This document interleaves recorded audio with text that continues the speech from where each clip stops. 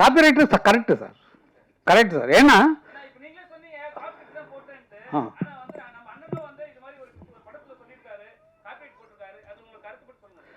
காப்பிரைட்ஸுங்கிறது வந்து வேர்ல்டு ரூலில் தான் நாங்கள் ஃபாலோ பண்ணுறதை தவிர இந்தியன் ரூலில் கொண்டு வந்தாச்சு. அதை லண்டனில் எங்களுக்கு ஆஃபீஸ், மெயின் ஆஃபீஸ் இருக்குது. உலகம் ஃபுல்லாக என்ன ஒருன்னா, மைக்கேல் ஜாக்சன் அவர் மியூசிக் பண்ணி அவர் பாட்டு எழுதி அவர் நடிக்கிறார் இல்லைங்களா, அவர் கொண்டு வந்த திட்டம் தான் கொண்டு வந்து அது எல்லாருக்கும் அப்படி பரவிடுச்சு. காரணம் என்னென்னா நம்மளுடைய படைப்பு. இப்போ வந்து கதாசிரியருக்கு கதையில் உரிமை உண்டு, எத்தனை லாங்குவேஜ் மாற்றினாலும் அவங்களுக்கு உரிமை உண்டு, பாட்டுக்கும் அவங்களுக்கு சம்மந்தம் இல்லை. ஏன்னா தனி கிரியேஷன், தனி உங்கள் பாட்டை படத்துக்கு ஒட்டாமல் ஒரு மியூசிக் டைரக்டர் போட்டு நீங்கள் வந்து அவங்கள்ட்ட பாட்டு வாங்குறீங்க. உங்கள் படத்துக்கே போட்ட ஸ்பெஷல் சாங்கு, அதுக்கு பாட்டு எழுதுனது ஒருத்தர், அவருக்கு 2 பேர் தான் கிரியேட் பண்ணுறவங்க. அதுக்கப்புறம் தான் அடுத்த கூலிக்காரங்களாக வர்றது பிளேபேக் சிங்கர்ஸ் வருவாங்க.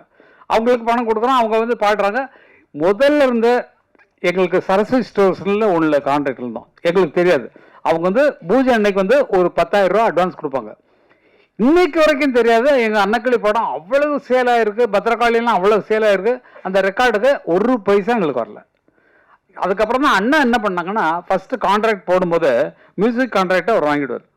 தட் இஸ் பணத்தை எவ்வளோ நாள் கம்மி பண்ணிக்கோ, எனக்கு இந்த மியூசிக் ரைட்ஸ் எங்கிட்ட தான் இருக்கும் லைஃப் லாங். ஏன்னா எங்கள் அண்ணனோட லைப்ரரியில் அது வந்துடும், என்னோடய பாட்டுகள் எல்லாமே அது வந்துடும். அப்போது ஒரு தடவை கச்சேரியில் நான் சொல்லி திட்டினதுக்கப்புறம் தான் கச்சேரி ஆட்களை ஃப்ரீயாக பாட சொன்னார்.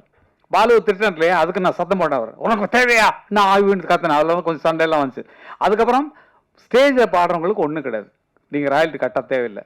அதை எடுத்து யூஸ் நீங்கள் 7 கோடி ரூபா கொடுத்து ஒரு மியூசிக் டைரக்டர் போட்டு அவன் பாட்டுக்கு கைதட்டல் விழாமல் எங்கள் பாட்டுக்கு விழுந்துட்டு இருக்கியா? நீ பொட்டு வச்ச தங்க கோடா ஊருக்கு நீ மகுடம் போட்டோம். அந்த பாட்டை போட்டு நீங்கள் ஆடுனீங்கன்னு அர்த்தம்.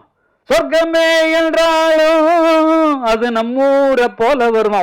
7 கோடி ரூபா கொடுத்தவன் பாட்டு கிட்டாவில் எங்கள் பாட்டை போட்டவொடனே கைதட்டல் வருது. ஏன் ஜோடி மஞ்சக்குருவி நாடுன்னு பாட்டு தான், சாஞ்சாடு நெஞ்ச தழுவின்னு. மியூசிக் போட்டவன்ல ஓன் பாட்டு கிட்டாவில்லையா? எங்கள் பாட்டு போட்டவொடனே ஆளுக்கு கைதட்டான், உச்சில் அடிக்கிறான், டான்ஸ் ஆடுறான். அப்போ அதுக்கு கூலி எங்களுக்கு வரணும் இல்லை? எங்கள் பேர் போடாமல் தானே எங்கள் மியூசிக் டைரக்டருக்கு பணம் கொடுத்து அவ்வளோ கொடுத்து அவங்கள்ட்ட வாங்க முடியாது தானே எங்கள் பாட்டு போடுறீங்க. அப்போ எங்களுக்கு அதில் பங்கு உண்டு இல்லை? எங்களுக்கு கொடுத்துருக்கணும் இல்லை? எங்கள்கிட்ட பெர்மிஷன் வாங்க, பெர்மிஷன் கேட்டால் ஃப்ரீ அண்ணன் கொடுத்துருவார். இப்போ கேட்காம போடுறது தான் அவருக்கு கோவம் வர்றது காரணம். எங்கிட்ட கேட்கல, எங்கிட்ட பெர்மிஷன் வாங்கலை அப்படின்னு சொல்லி சண்டை போடுறது காரணம் பணத்தை ஆசை இல்லை சார், கொட்டி கிடக்கு சார். பல பேர் நினைக்கிறீங்க. ஆனால் வந்து இந்த ரூலுங்கிறது விதிப்படி நம்ம போயே ஆகணும். விதி எவ்வளோ உருவாக்குனாலும் இப்போ இவங்க கதையை வந்து வேறு லாங்குவேஜில் போட்டாங்கன்னா இவங்க எவ்வளோ வேணாலும் கிளைம் பண்ணலாம்.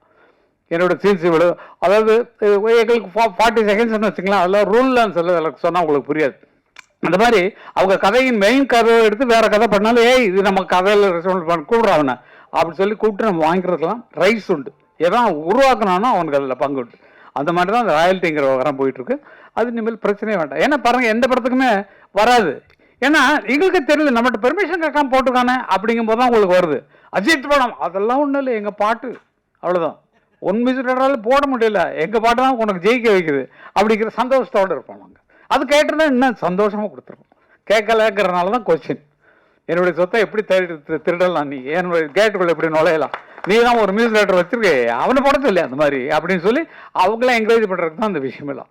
அதனால எல்லாமே நல்ல வைக்கிறது தான் புரிஞ்சுக்குங்க. எல்லாம் எங்களுக்கு பணத்தாசை கிடையாது இல்லை, எக்கச்சக்கமாக இருக்குது, செலவு பண்ண முடியாமல் எக்கச்சக்க பணம் வச்சுருக்கோம். ஒரு ரியல் எஸ்டேட் அது யாருக்கும் நாங்கள் ஏன் ஹெல்ப் பண்ண, நீங்கள் உழைச்சி முன்னுக்குவாங்க. நீங்கள் யாரும் என்ன பண்ணுறீங்கன்னு கேட்குறீங்க, அதெல்லாம் இல்லை. ஏன்னா இப்போ கல்யாண மண்டபம் கட்டி வாடகை தான் விடுவோம், நல்ல துட்டு உட்காந்துப்போம். எதுக்கு இது அடுத்த பிஸ்னஸ்ஸு? நமக்கு வரக்கூடிய அடுத்த சந்ததிகளுக்கு சேர்த்து வைக்க தான் அப்பங்காரம் இருக்கான். அதனால சேர்த்து வச்சலாம் அடுத்த குழந்தைங்களுக்கு, பேரன் பேத்திகளுக்கு, அந்த அண்ணன் பிள்ளைங்களுக்கு, தம்பி பிள்ளைங்களுக்கு, அக்கா பிள்ளைங்களுக்கு இவங்களுக்கு கொடுக்கத்தான் எங்களுக்கு. அதுக்கு தான் சம்பாதிக்கணும், அவங்களும் நல்லா இருக்கணும் எங்களை மாதிரின்னு. அதனால ஒவ்வொருத்தரும் அப்படி வாழுங்க. மற்றவங்களுக்கு தான தர்மம் பண்ணுறோம் அதெல்லாம் சொல்ல தேவையில்லை. தான தர்மம் பண்ணுங்க, மற்ற கஷ்டப்படுறவங்களுக்கு கொடுங்க, ஃப்ரீயாக கொடுங்க, மனசார இருக்கு. ஆனால் நீங்கள் சம்பாதிக்கிறது உங்கள் குழந்தைகள் பின்னால் வர்றவங்க கஷ்டப்படக்கூடாதுங்கிறதுக்காக சேர்த்து வைங்க. இதுதான் எனக்கு நாங்கள் சம்பாதிச்சதை நாங்கள் இப்போ என்ன பண்ணிட்டு இருக்கோமோ அதை உங்களுக்கு சொல்கிறோம். நீங்கள் அதே மாதிரி இருங்க, சந்தோஷமாக இருங்க. இன்றைக்கி நல்லா இருக்கிறீங்க, நாளைக்கு நல்லா இருக்க போகிறீங்க. இனிமேல் வருங்காலத்தில் இன்னும் உயர்ந்து உயர்ந்து நீங்கள் வாழ்வீங்க. உங்கள் எண்ணத்தை ஸ்திரப்படுத்துங்க. நம்ம என்ன ஒரே நோக்கத்தில் இருக்கணும், நான் டைரக்டர் தான், நான் ஃபிலிம் டைரக்டர் தான் வரப்பேன், இல்லைப்பா நான் நடிகராக தான் வரப்போகிறேன், நான் அதில் எய்மாக இருக்கேன். அந்த கனவு தான் உங்களை மேலே கொண்டு போவேன் தவிர 10 பக்கம் திங்க் பண்ணிங்கன்னா வராது. மியூசிக் கிடைச்சா பண்ணலாமே, பாட்டு எழுத நான் எழுதலாமே, அப்படி வச்சுக்கூடாது என்ன மாதிரி. ஆனால் எல்லாத்துலேயும் நான் ஜெயிச்சிட்டேன். எல்லாத்துலேயும் பாட்டு எழுதுறதுலையும் ஜெயிச்சிருக்கேன். எல்லா பாட்டும் என்ன பாட்டெல்லாம் சொன்னேன்னா அது எக்கச்சக்கமாக இருக்குது. அந்த மாதிரி அதுலேயும் ஜெயிச்சிருக்கேன். மியூசிக் டைரக்ஷனில் 168 படம் பண்ணிருக்கேன்.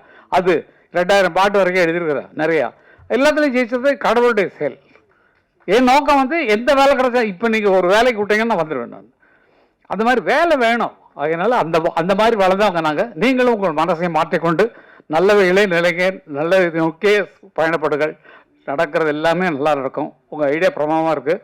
நான் சொன்னதை மனசில் ஏற்றுக்கொண்டு டைரக்டர் சென்னையில் தான் டைரக்டர் பிடிங்க, எல்லாம் உங்களுக்கு ஃப்ரீயாக பண்ணி தரதுக்கு நாங்கள் இருக்கோம். எல்லாம் பார்த்துக்கலாம், சீக்கிரமாக பண்ணலாம்.